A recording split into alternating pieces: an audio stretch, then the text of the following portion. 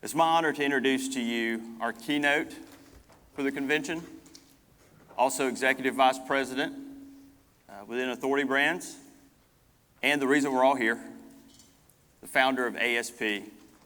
Help me welcome to the stage Mr. Stewart Vernon.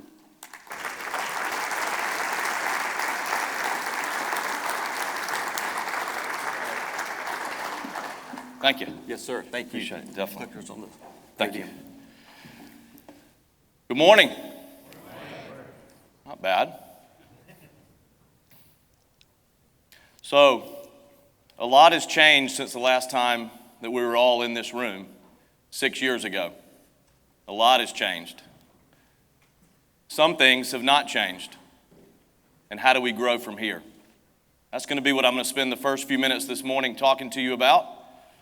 And then I'm going to transition and tell you a little backstory of how in the world we all got here and why we're in Destin, Florida. So it was 6 years ago, almost to the day, the end of January 2020, when we took this famous ASP blue wig picture that's now my favorite owners meeting picture that we've ever taken.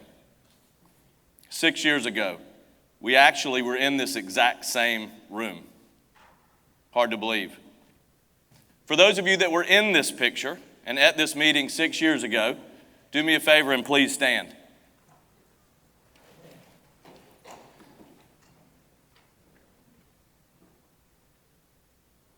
I hate to be the one to tell you this, but you all probably got COVID at that meeting. And literally in this room, probably. Because that's what we were dealing with just days after this picture was taken.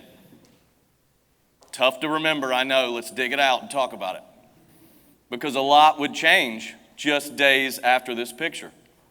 We were standing out there on that lawn taking it, and we had no idea the freight train that was the pandemic headed right for us, did we?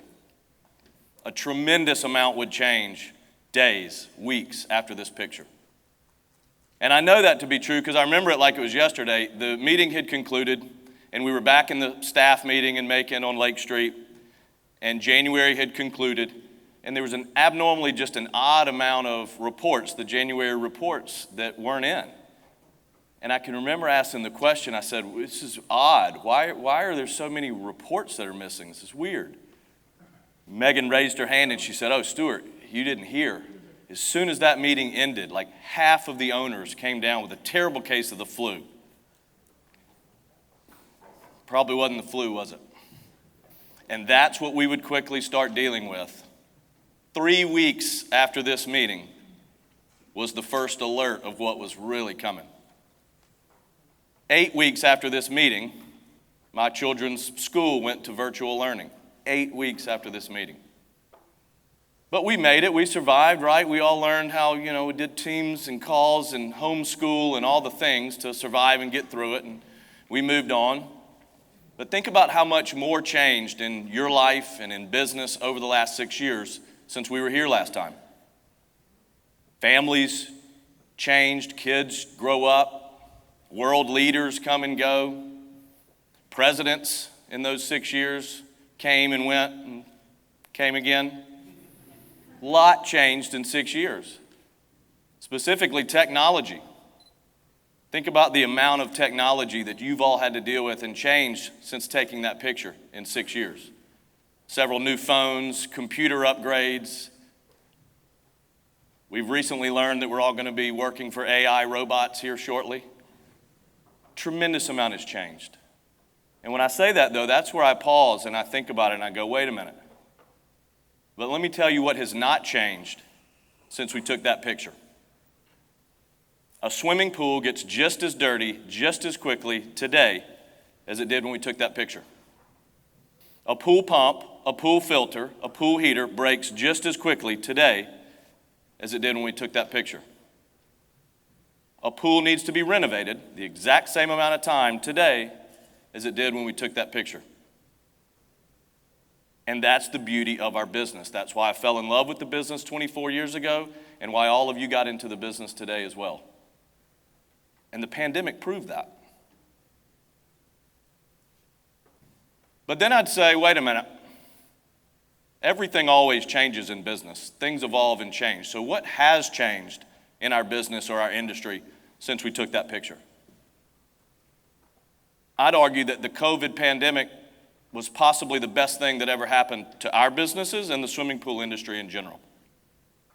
Think about it. What happened weeks after we took that picture? The consumer's mindset was immediately shifted in a matter of days and weeks. The allure, the appeal, the sexiness of a swimming pool was immediately elevated right after we took that picture. Why? Think about it. What we were forced to deal with just weeks after that picture, everyone is shut down, plane flights are canceled, spring break trips 8 weeks after that picture were canceled across the country. Summer camps were canceled. Think about the timing of the pandemic and our industry. Everybody was forced to be at home for a period of time. So the consumer was forced, whether they wanted to or not, to fall in love with their pool and their backyard. And everybody in this room saw that and experienced that. They had to love their pool. And if they didn't, if there was something they wanted changed about it, they wanted it done, and done yesterday. And it's interesting, as I thought about that, I compared that to my own career, my own experiences. Let's look back 20 years ago, 22 years ago, when I first got in the business and I'm learning the industry and I'm figuring out what is this pool world.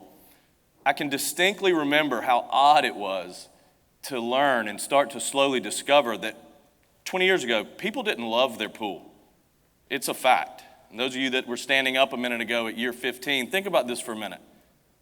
15 years ago, people just liked their pool, at best, I would argue. And I remember learning that and thinking how odd it was.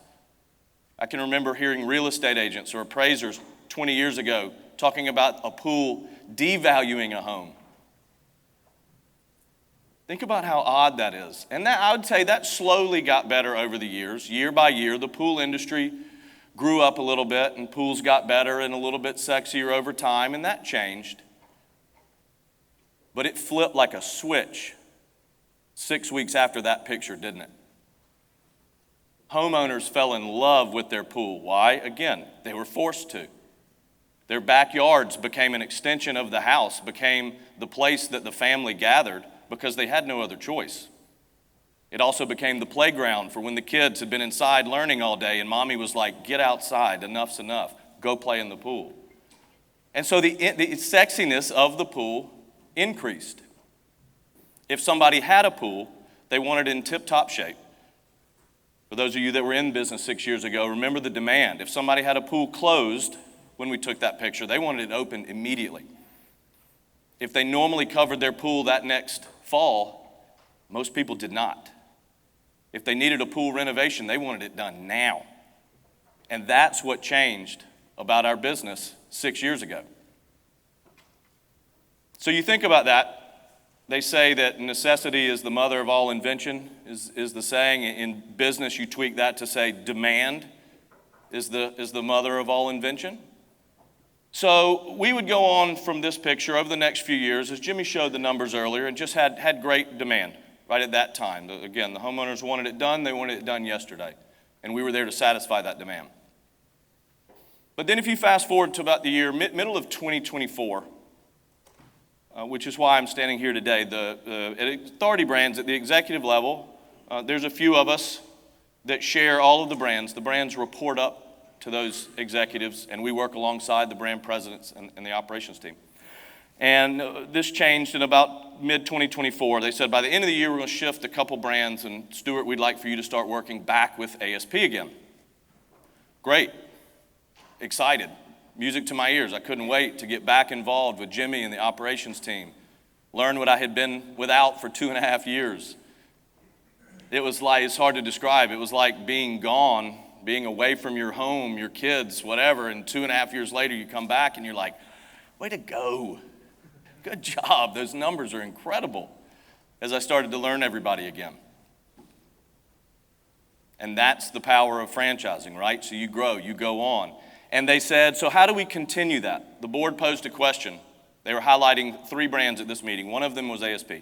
And the head of the board asked the question, Stewart, how do we take this business to the next level over the next 10 years?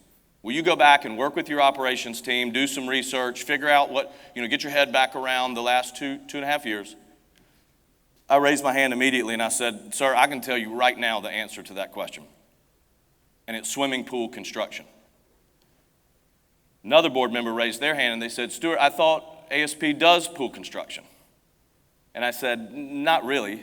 Yes, we have some owners, some of you in this room, the larger locations will build a pool if it falls into their lap, but they're very reactive. And yes, it's written in our FDD that we can build pools and we offer that service, yes, but we don't truly have a program. What I said we needed was intentionality. We needed to be intentional about swimming pool construction. We needed to put together a program, a plan, and that's what Jimmy and I did for the next few weeks. We put together what would it look like to roll out a totally new service arm to your business. Because forever, we had cleaned, repaired, renovated swimming pools. I made the joke back then, I said, it's going to be a little harder than you think to roll this out. It's going to take time. We're not a Dairy Queen franchise that's adding a new Blizzard flavor, right? This is an entirely new service that our franchise owners are going to have to buy into and learn and be supported. And so they asked us to put together what would that look like from a dollar standpoint, because ultimately what we were going to ask for was an investment. To be intentional about this, what did we need? First and foremost, we needed a hire, and not just any hire, we needed the right hire. I didn't know Bram was getting that award, but that really segues nicely. We had the perfect candidate, and he wins the award a year later. It proves it. And we got so fortunate. Jimmy had that identified early on. Bram had gotten out of the business, sold his location. He was a top franchise owner of ours. A couple years later, he missed us and wanted to get back in the business. And this was perfect. We needed someone whose sole job it was going to be to support, create the program, visit, travel. We needed to market, new marketing. If marketing is going to shift, you have to do marketing research. So we needed a consumer research firm, because we knew we were going to need a new website design, new developments to bolt on that website that would eventually have a pool building tool on it that would be industry leading. That was the goal 13, 14 months ago at the end of the year. And we hoped and knew once we got that green light, which we did, they invested in this program and we launched it 12 months ago. And it was a significant investment. It was one that we knew was going to take 2 or 3 years to really produce the fruits of the labor. And it worked well. It was awesome to watch month by month. It was almost like starting a new mini business. We tracked these metrics really weekly, and they rolled up and reported to me monthly. Watched the leads increase. Watched the number of pools being built increase. Having owners sending back to the office, testimonials about how awesome it was. And I want to show that to you today with numbers in real time here. If you built a pool in 2025, one pool, please stand up.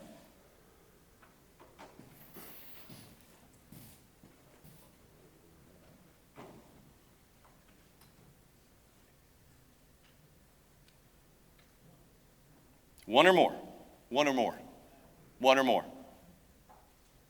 So 2 things I'll point out. Thank you, sit. The main thing I'll point out there is how many people were still seated. That, to me, is the opportunity. That is what's so exciting. We're in the first inning, the first pitch or two of the first inning of rolling out this pool construction program. And that's the power of the partnership, right? Put that on us. That's what our job is as franchisors, is to go do the hard work, invest in the systems that are going to improve and ultimately allow you to generate more revenue. But we had to be intentional about it. And that's the word you're going to hear me say a few more times, especially as I get into my business story in the background. Remember this word as you leave. Take a couple words with you. Intentional. I want to challenge you to be intentional, more intentional about your business in 2026. And what do I mean? It's really got nothing to do with building pools. I hope you do. But if you don't, I hope you're intentional about your business. So many of you veterans have heard me preach on this. Matter of fact, Michael Duggan last night accused me of shouting at you guys about this 13 years ago in Savannah, Georgia. That's probably true. Know your numbers. Be intentional about your numbers in all areas. I work with a lot of top franchise owners. They're very intentional about their numbers, their books, their profitability, their cash flow. Some of you were there when I did a keynote presentation a few years, and I tried my hardest to figure out how to sum up what I was trying to say, and it was about cash flow and explaining the difference in profit and profit distributions, because those are two wildly different things. Profit is different than profit distributions.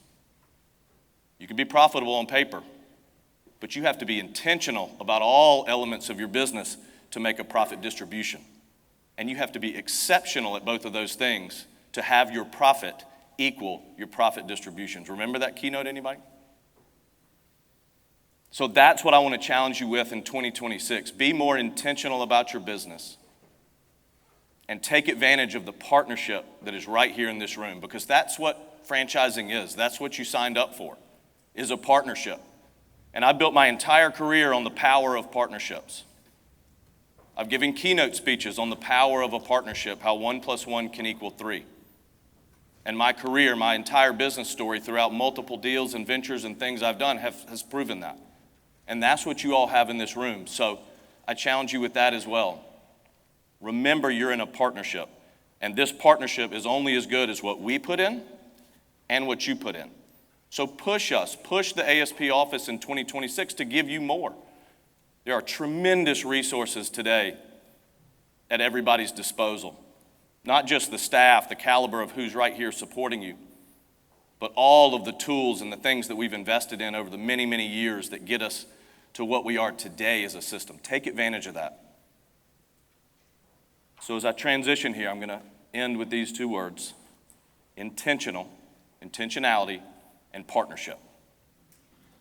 Okay, so I knew that was the first part I wanted to share with the group today and talk about that high level. And then as I sat down with Jimmy to review that, I said, what would the rest of my time be most valuable spent on? What are your initial gut thoughts?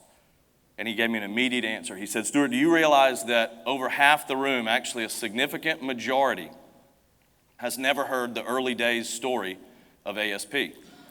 Has never heard how we evolved as a company early on, how we started, why we started, how we franchised? Ultimately answering the question to how in the world are we all in Destin, Florida today in white shirts and blue shirts talking about the pool business. And I'll share with you some things that I learned along the way, how it ultimately shaped the company and got us to where we are today. So, this is no shocker. I'm from Macon, Georgia. All of you in this room know that, because you've all been in Macon, Georgia at one point in a hotel and scratched your head and gone, what the hell am I doing in Macon, Georgia? It's okay.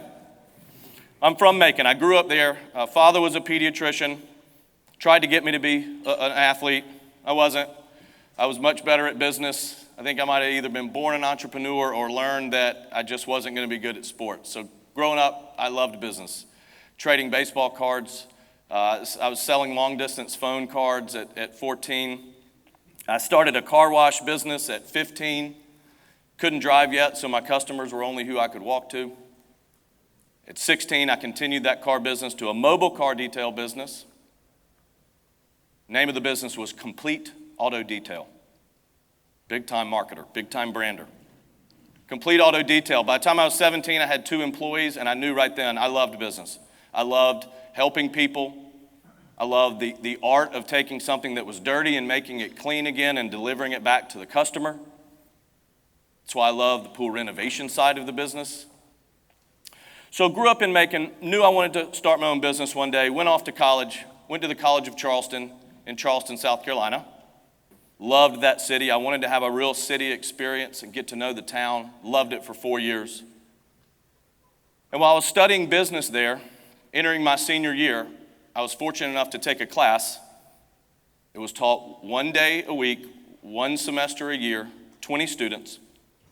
You had to interview to get in, and it was called Seminar in Entrepreneurship. and it was taught by Mr. Tommy Baker, Baker Automotive Group. The word car dealer doesn't do him justice. He is just an absolute business behemoth in Charleston, South Carolina. He taught this class. And that is really early days where the pool business began. Tommy would go on to be a mentor of mine, and I knew leaving that class I wanted to own my own business. He would bring in every week speakers, friends of his, mentors, true business leaders that would just share their story with us for an hour. You had to dress for success. You couldn't walk in the door without a coat if you were the 10 men that were in the class, or dress suit for women. He taught us that early on. That trait carried all the way into the pool business. I was reminded of a story last night. Megan was taking the final day picture. She's laughing. She was taking a final day picture with a couple of owners. Won't name names, and they were in raggedy shorts. Maybe one of them had jean shorts on, and I don't remember, as I called Megan and I yelled. I said, "We don't take pictures like that. We dress for success." That's where that came from. So every week I would hear these speakers, and I just fell in love with business. I knew I was going to start my own business. Okay? I was going back home to Macon into my senior year for a family visit. My girlfriend at the time goes with me. She's currently my wife today. A lot of you know her, Shannon. Shannon rides with me. We go to the family event. I'm leaving to go back to Charleston on Monday. I said, "Shannon, before we leave, I'm going to stop into the bank for one of my old car wash customers." He was the president of the bank. He was a contact of mine. I knew he'd meet with me. And I said, "Mr. Banker, about to graduate college in a few months. I want to start my own business. Do you have any thoughts, ideas, advice you could give me?"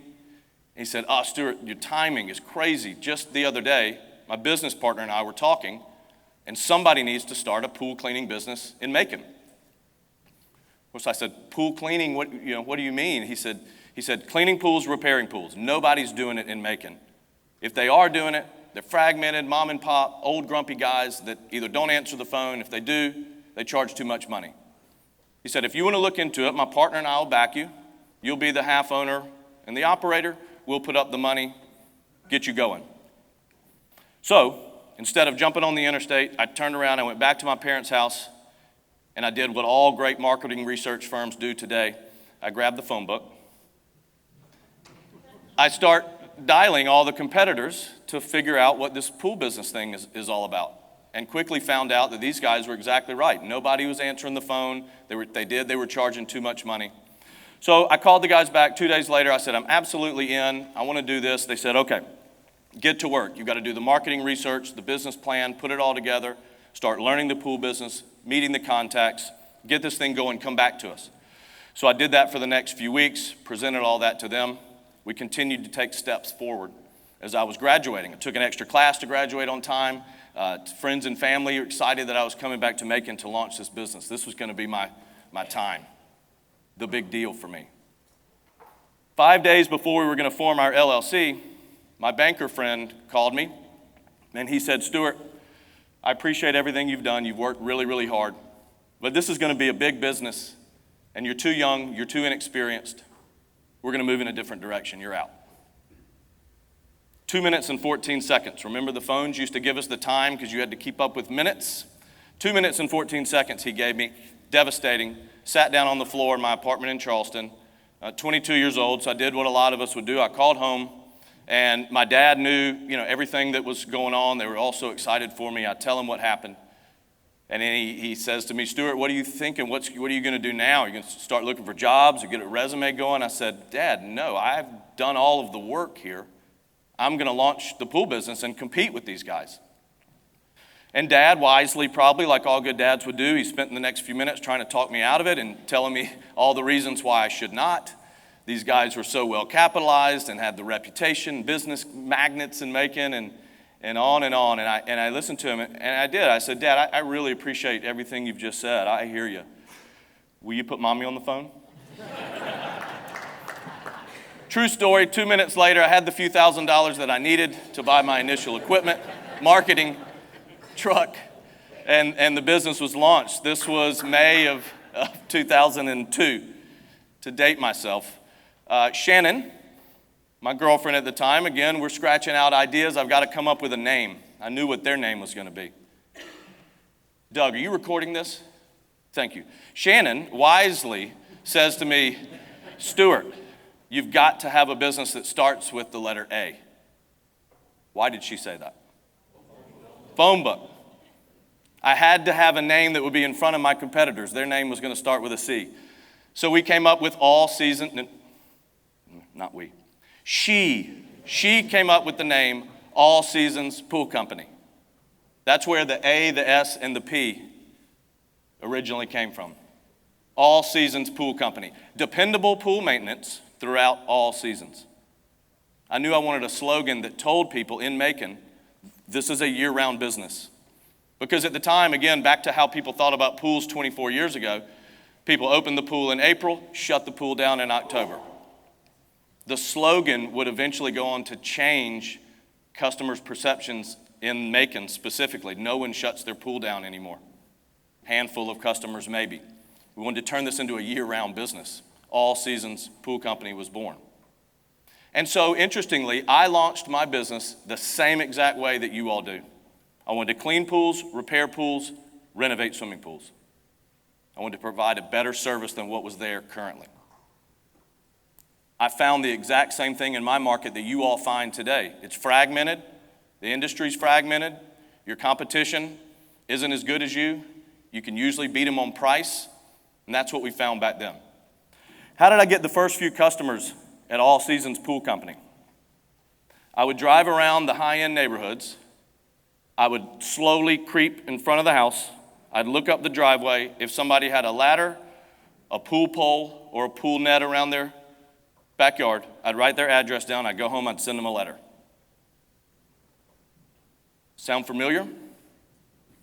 Those were the early days of direct mail marketing. We knew where the customer was. We didn't have to go market and hope that we found a customer or create a customer. We knew where they were. They were already a customer. They were a customer of someone. And it worked. Every day the phone would ring and I grew. I picked up pool by pool by pool, day after day. I did the same thing you all do. As soon as I got to 40 pools, bought a second truck, hired a second employee, gave them a cell phone, did it all over again. Grew the business tremendously year over year over year. Really built a good name, had great success, and it was working. All Seasons Pool Company. So fast forward a couple years later, that success started to get a reputation in the pool business. Stewart, a lot of people thought I was crazy. This pool cleaning thing is actually working. My phone rings one day. I think it's late 2005. Guy on the other end of the line, a friend of mine says, hey, Stewart, I've been watching you. You're making more money cleaning pools than I am at my city job up here in Clemson, South Carolina. How can I do here what you're doing there? Guy on the other end of the line, I think most of you have heard of, you know him, maybe even Mr. Jimmy Meese. And I said, Jimmy, I don't know, but we'll figure it out. What I knew he was asking is, how do we form a partnership? How can I do here what you're doing there? I said, come on down to Macon, Jimmy. You ride around with my text for a few days. I'll give you a pole, net, some chlorine. You go back, see how it works. And Jimmy would. A couple months went by. He did the same thing. He found competitors, mom and pop, fragmented. He was picking up accounts, customers. He calls me one day. He says, hey, Stewart, I'm really busy. I'm going to quit my job at the city and go full-time into the pool business. I was like, okay, this is real, Jimmy, but we'll support you. That exact same time, my phone rings. Former fraternity brother at the College of Charleston calls me. He says, Stewart, you're making more money cleaning pools than I am as a banker in Charleston. My buddy and I want to start a business. How can I do here what you're doing there? And have you ever thought about franchising your company? I immediately said, not only have I thought about franchising, we have franchised, and we have extensive franchisee network throughout the state of South Carolina. We absolutely can get something here. They came to Macon, spent a week with us, went back, did the same thing. 2 months later, the banker quits his job, and it was working. We had 2 locations. About this same time, my attorney, who was helping me build the business and do all of the documents and the 2 license agreements for the 2 franchise owners, he calls me and said, Stewart, I know you're probably going to franchise this thing more. He said, you can't do more than 2 license agreements. You actually have to create franchise documents and FDDs and disclosures, get your finances audited, blah, blah, blah. Tom, this was Tom Swift. Tom says, I can handle all of that for you. Let me do the work. And this was the beginning of my partnership with Tom Swift. About a year later, he would go on to quit his legal career and join me at ASP Franchising, bought into the company with me, and together, partners, he complimented me, I complimented him, and we would slowly start to build the company. This was about 2008 at this point. We then, along the way, would add many of the key staff that you see that stood in front of you in this room. We would build the franchise organization with one thought in mind, always, every single time.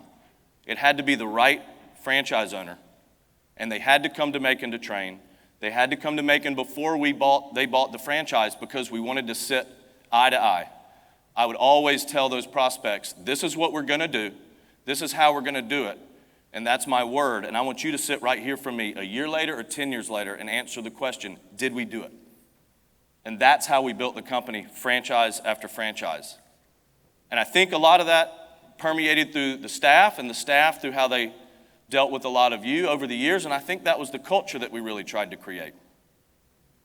And ultimately, that's what franchising is all about. It is the true definition of a partnership. And so we would go on to continue to build the company over the next 11 years. Fast forward to about early 2018, and this company called Authority Brands came knocking. And at the time, really, their business should have been called Authority Brand because they had one big, large brand, TCA, the cleaning authority. And TCA was a large cleaning company that we had actually modeled our early day websites after. We respected how they did it, how they grew, so I knew this company. And Rob says to me, he says, Stewart, we're about to be acquired by a private equity firm, and the private equity firm has a thesis. They want to go out and buy the best in-class franchise companies in each service sector inside the home. They want to cover all of the home, from the roof all the way to the backyard. And so ultimately, we made the decision to sell to Authority Brands because we saw it as a partnership. We knew that Tom and I had a place to stay. We wanted to grow, help make Authority Brands what it is. We knew our staff in Macon were going to be safe and secure and taken care of, frankly, probably better off than when they were just with a couple entrepreneurs. And we knew our franchise owners were going to have investments made time and time again, just like the pool construction program. And so ultimately, we took a gamble and sold to Authority Brands, and it's one of the best decisions we ever made. And you look back, Tom's an executive running multiple brands. A lot of folks on our corporate staff, their career trajectory has been increased. It's been a great partnership. So I want to end with that. I want to circle back to those 2 words I want you to take away, which is intentionality. Be intentional in all decisions that you're going to make, and rely on the power of a partnership. It can provide you the ultimate leverage in business, and leverage is powerful. And I'll end with 2 things. First, I want you to have an incredible 2 days. You've got a jam-packed agenda. It looks awesome with a lot of speakers. I want to highlight one thing, one person in this room that I saw last night who was a true partner early on. Didn't join our corporate staff, but could have. Back in the early days, this was 2002, 2003, as I'm driving around trying to find pool ladders. I go into my branch at SCP, owned by Pool Corp, and Sean Mulhall was teaching me a lot about the business. And I was telling Sean how I was finding customers. And he turned to me and he said, Stewart, do you know that Pool Corp has all of the pools in Macon in an Excel spreadsheet, and we can provide that to you? And I said, no, Sean, I did not know that, but I would love that, please. And Sean, from that point forward for the next few years, would be a partner and help me from a technical standpoint and resources that he would provide. And Pool Corp would go on to be a longtime partner of ours, helping each of our franchise owners along the way. The same thing would happen with our corporate staff. Most of those folks that are in this room today, I hired along the way at some point. And I want to end by thanking each one of them. They took a chance on me at some point early on, and they joined the team with one sole mission, and that was to help each and every one of you grow your business. So I want to pause there and say thank you. It's been the honor of my career to work alongside each one of you and watch the power of that partnership and what you bring to all of those folks in the room. And lastly, to the franchise owners that are in here right now, you all took the ultimate chance at some point in your life or your career and believed in this brand and in this company. It was a long enough time ago you believed in me, and we took the journey together. I want to end with two very, very simple words from the bottom of my heart. Thank you. Have a great conference.